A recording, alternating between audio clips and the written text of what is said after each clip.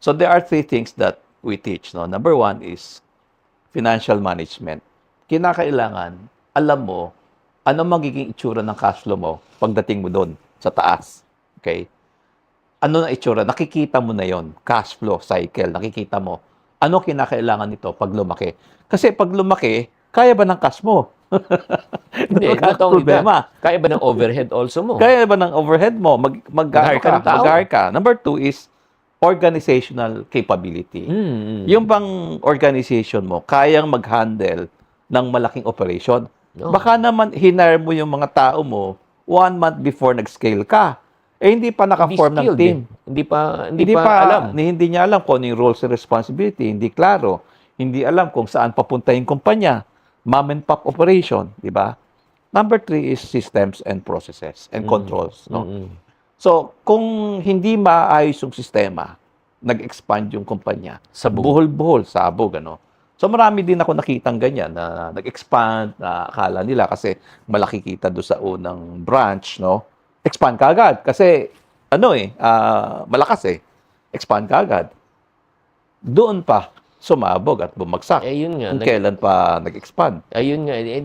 Nasa cash flow pa lang nga tayo, nasa pera pa lang tayo eh. Kasi yung pinag-uusapan na nga ni Bonnie, ayaw ko lang guluhin, yun nga, kahit na marami kang pera, kung wala ka naman tao na mag-ooperate, walang halaga. O nag-hire ka ng tao, hindi naman skilled. Okay. Or kahit skilled yung tao na hinire mo, pero wala kang sistema. Ano susundan nila?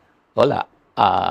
Di ba? Lahat tatakbo sa'yo. Boss, hilong-hilo ka na buong araw, no? Kasi, grabe to. Guys, nasa first part pa lang tayo. Naku, dami namin na napag-usapan. Wala pa tayo sa main questions. Sige, let's talk about naman, syempre naman, ultimately, ang goal ng isang negosyo is profit, right? Yes. Pero syempre, we talked about naman purpose before profit. Alam naman natin yan, di ba? Pero, pag-usapan na natin ang pricing, di ba? Di ba, pag may kita na, like for example, pricing mo na, how do you decide how much to charge for a product and services? May formula ba yan? Gut feel ba yan? Oo, paano? So, pricing, okay. Pwedeng sabihin natin, pepresyohan ko na mababa para bilhin. Syempre, bibilhin, di ba? Pero bawat bilhin nila, lugi ka. Mali yung pricing mo. Kinain na yung yung tubo mo, di ba? So on the other hand, sabi mo, etong pepresyo ko kasi malaki tubo, wala namang bumibili. So it's a balance between how much is your customer willing to buy your product and your cost. Nakakita ka, mako-cover yung overhead mo. How much is that, no? So in pricing a product, you have to consider, first of all, yung customer mo. Masasatisfy ba siya dun sa product mo? Yung value na ina-add mo sa customer, na-a-address ba yung kanyang need? Na dahil sa presyo mo, affordable, he will keep on buying from you. Yun yung tamang presyo. The customer will keep on buying from you. The customer will keep on buying from you, coming back to you. So price is just one factor in making your customers keep on buying from you. Kasi the more important factor is the value that you are delivering to the customer. Yan ba yung talagang hinahanap niya at bibili niya ng paulit-ulit? Yan yung presyo mo. Yeah, guys, ito lang, para just to educate you, what Boss Bonnie is telling us and teaching us. Huwag kang masyado rin, yes, price is important. However, hindi lahat panay presyo. Hindi baksakan ng presyo. Kasi, kaya nga may nagbebenta nga ng mga Rolex na watches. Yung presyo, talagang taas. LV na bag, Birkins, matataas ang presyo. Ba't may bumibili? Kasi hindi nga nila tinitignan yung presyo. Ang tinitignan nila yung value, yung halaga. Value. Ang value sa kanila noon is yung nabibigay sa kanilang prestige. It's no longer the handbag. It's no longer the watch. It is the brand that when people look at me, sumakses may Rolex ito. Ano to? Iba natin ko. Oo, di ba? Nagigets mo yung value ng tao. Binibili niya, hindi yung watch. Ang binibili niya, yung prestige. Kaya nga, importante yun na check mo. kung sino target market mo. Target market mo. Oo. Sino? Kung Oo. target market mo, masa, syempre yung presyo mo masa. Pero Oo. kung target market mo, let's say yung mga may kaya, iba na yung presyo mo. Kaya nga, Oo. again, tama naman siya. Don't price it too low na lugi ka. Don't price it too high for your target market na hindi nila kayang bilhin. Oo. 'Di ba? Price it in such a way na talagang win-win siya. Mm. Mm. 'Di ba? So right now, let's talk about profit allocation. Oo. Kapag may kita na, paano dinidivide naman yung kita? Teach us. Okay. Ang profitability ng kampanya, yan ang nagdedetermine ng sustainability. In other words, kung hindi kumikita yung kumpanya, saran mo na. Mm. Kasi the more it operates, the more you lose money, di ba? Mm. Pero kumikita siya, tuloy-tuloy yun. Profit is sustainability. Cash flow is survival. Okay? Pag walang cash, patay na yung business mo. Profitability is sustainability. Kasi if it keeps on making money, then you have to continue the business. Yeah. Excited ka. Oo. Kasi eventually, you will reap paakit ng sales mo, lumalaki yung kita mo. So remember, sustainability is very important in the business. In other words, kung kinuha mo yung profit at inubos mo, Hindi na sustainable hindi na business. sustainable yung business mo. So how much do you get out of the profit of the company? Ito lang ang sagot. Make sure your company is still sustainable pag kinuha mo yung profit. Yeah. Parang yung puno, di ba? Nagbubunga. You're after the fruits. Okay? So, ginawa mo, tinagpas mo yung puno, pinatay mo yung, wala na siyang bunga. Tama. So, you have to make sure that the business will be sustainable. It will keep on operating. And from the profits, it will keep on growing.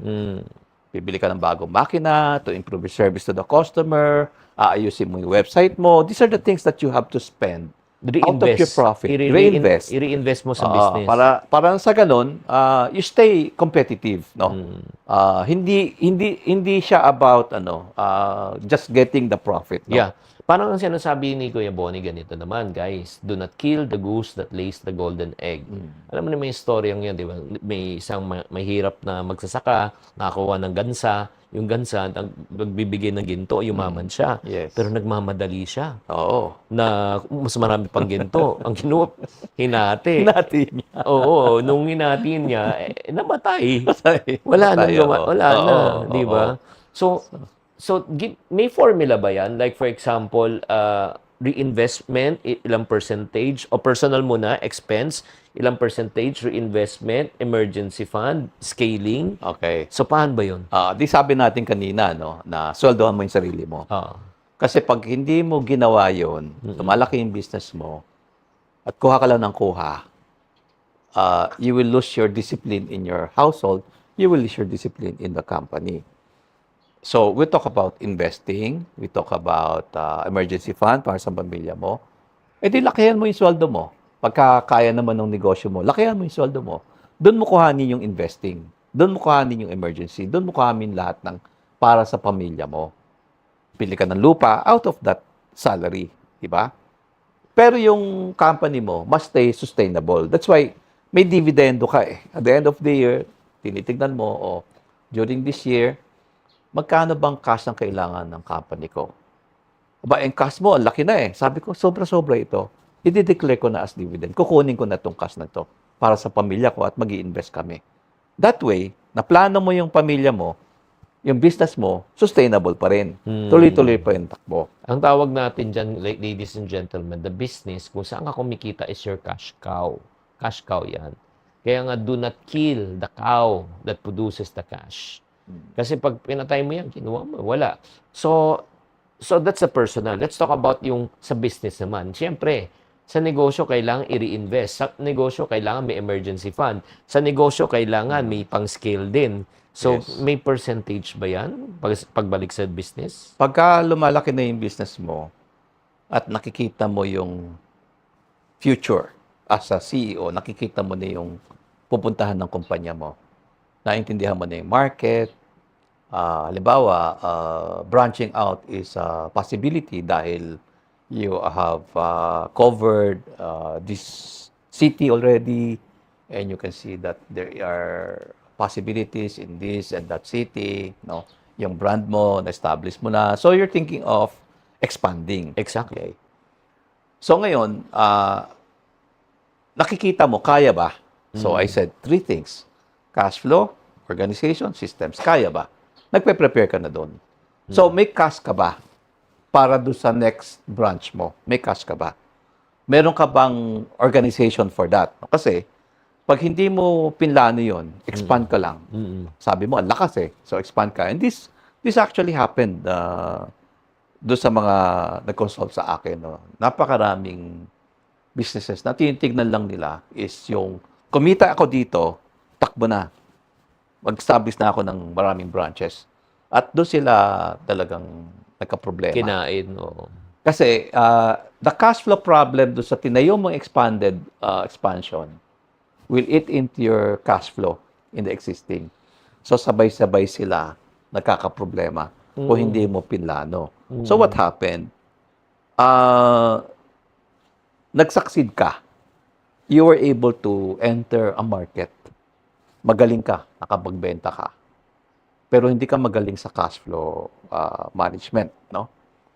Tuloy, dahil hindi mo nakikita, hindi mo na-predict, nagtayo ka ng branch dahil ang galing mo, nagkaroon ka ng cash flow problem. Ano nangyari?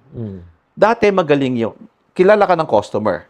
Kilala ka ng customer, bumabalik-balik sa'yo. Pero the next time na bumalik sa'yo, dahil nagkaroon ka ng cash flow problem, you're fighting an internal problem in the company. Ano nangyari? Yung customer mo hindi napapagsilbihan. Let's say restaurant. Nakita niya yung pagkain. Nag-iba yung quality. Or if not naman, nawala na sa menu. Oh, nag-iba yung quality or nabawasan or, kasi sinusolve mo yung cash flow problem mo. Na-affect na yung Or customer. na out of stock. Na-out of stock ka. Tama. Na-out of stock ka. O, yun pa yung best-selling mo. Kabit na ngayon yung problema. Ano nangyayari? Kasi hindi ka nag-a-anticipate.